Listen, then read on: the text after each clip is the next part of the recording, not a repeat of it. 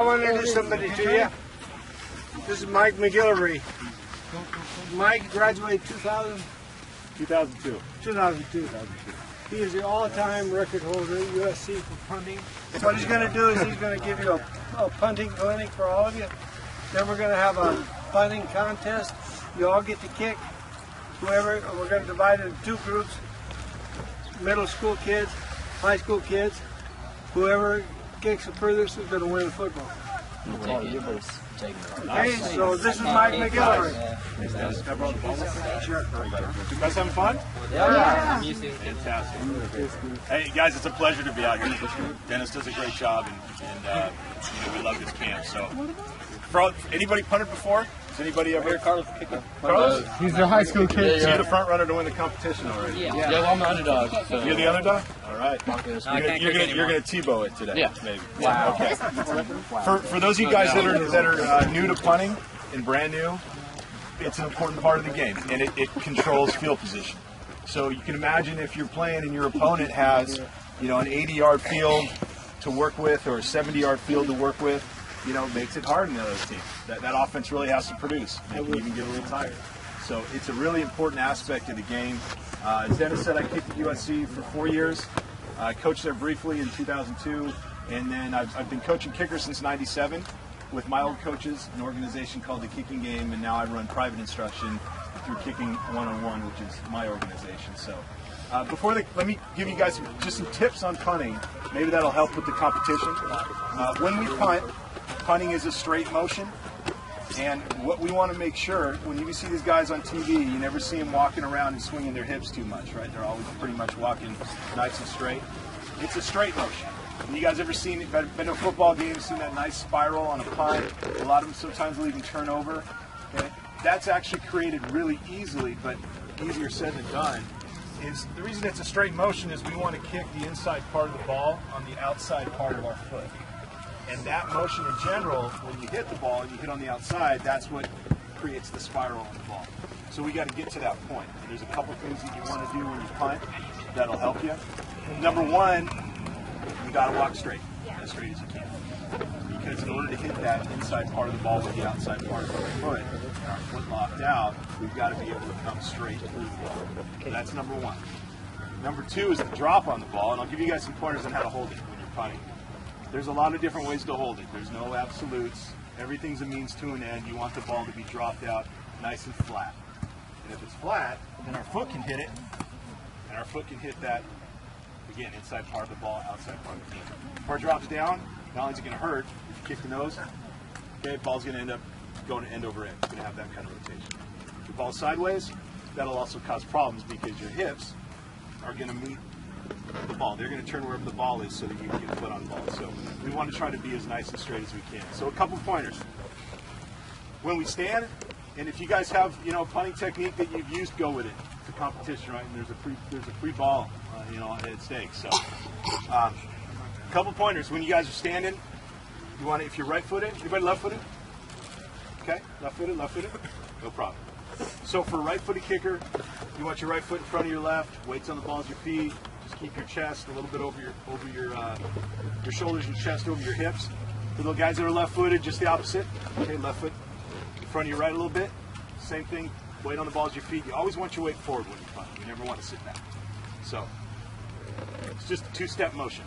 Okay, first step, it's about maybe a foot, maybe a foot and a half forward on the ball of your foot.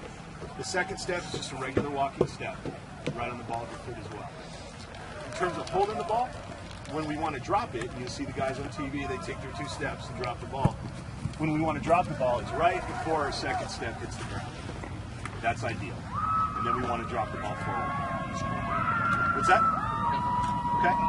So, the hold on the ball, it's not even so much of a drop as it is a push out. We want to push the ball out nice and flat so that we can go get it with our foot. When we want to drop that, we take our first step, take our second step, and then we're going to have the ball up, and we're going to drop it out and push it out. So, holding the ball. There's a couple different ways. You guys just want to get comfortable with it. One of the holds that I like to use is just kind of taking the ball here, putting my hand right under it, so that my thumb, if you guys can see my thumb, left-handed guys, left-footed guys, it's going to obviously be in the opposite hand. I want my thumb right between these two seams right here, the nose of the ball right in the pad of my hand. And then you want to get your hand kind of under the ball. A good rule of thumb is to put your index finger on the side seam of the ball. Gives you a little bit of stability when you're holding the ball. You want this to be controlled, and you want to have control of the ball in your hand. So that's one drop to use. You'll see some guys that kind of hold it on top. Some guys even will hold it on the bottom. Okay, everything's okay. It's the means to the end that's important. The drop has to be flat. It has to be flat and pushed down. So when you guys hold it, and I'll walk around, check out some of your holds. Right foot in front of the left. When you put the ball up, you want it about armpit level. And there's a certain spot you want it. So you don't want it too far inside, you don't want it too far outside. You want to take your ball, and remember with the end goal of punting, inside part of the ball, outside part of your foot. If that's true, and if it's also true that we need to walk straight through the ball, we need to put the ball right in that spot. So all we got to do is from this point, where the inside part is on the outside part of our foot, we're just going to raise it up to armpit level. So if I were to drop my hand, the inside part of the ball is in the outside part of my thigh. And if I were to continue this down, it puts the ball in the right position on my foot. Obviously, we'd be up higher, but just for illustration purposes. So we hold it up, that armpit level. Make sure that inside part of the ball is outside part of your thigh. Just raise it up right there. Then you take your first two steps, push the ball out right before your left foot hits the ground. Go straight through your kick. Nice straight down. Make a little sense? Okay. Any questions? I got two actually. Okay. One, when you watch the guys when they're trying to kill the ball, they're holding it a little different than that, right? I mean, and the second one was that rugby thing you see them all doing now. Yeah. So could you? Yeah, sure, absolutely. The rugby kick's big. We did that at SC. That actually was started. The University of Arizona did that a lot. Back in the 90s. So, you guys ever seen a punter do that in college? They'll catch the ball and they kind of run out. Anybody ever seen that? Yes. Okay. They call that a rugby style punt. It's important to have in the game plan because it allows you to set up fakes. Think about it. It's almost like running an option if you're an offensive player. When you run an option, you've got two choices. Quarterback can keep it. He's playing the outside man. He can pitch it to his running back. That rugby kick's kind of the same thing.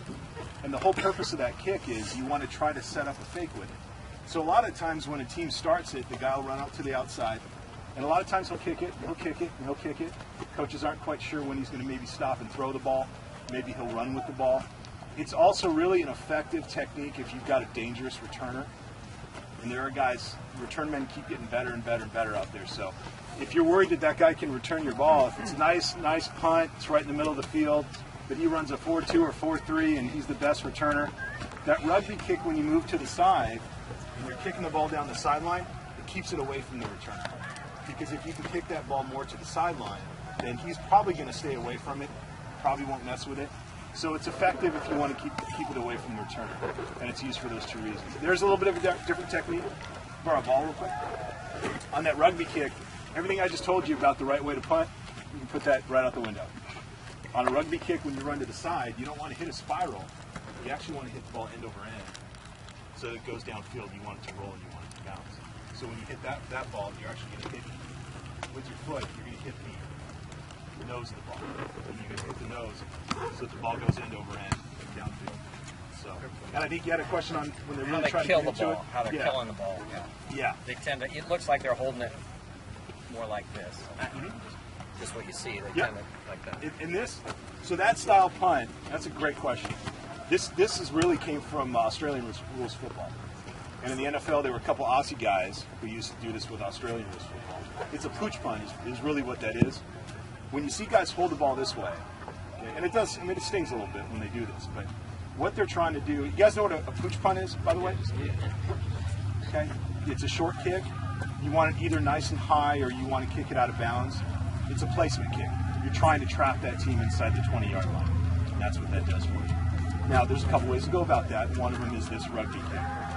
When you point the ball straight down and you kick it, you create a backspin on it, and the ball will bounce back. That's the hope, is when it lands.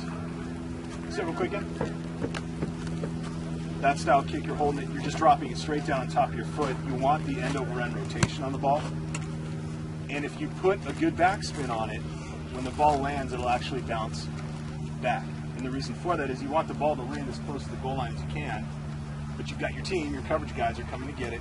You want the ball to land and then bounce back so that they can probably catch it. Maybe they put it down on the 3 or 4 yard line. So there's a couple different styles of punts out there. So, any other questions? You guys ready to roll?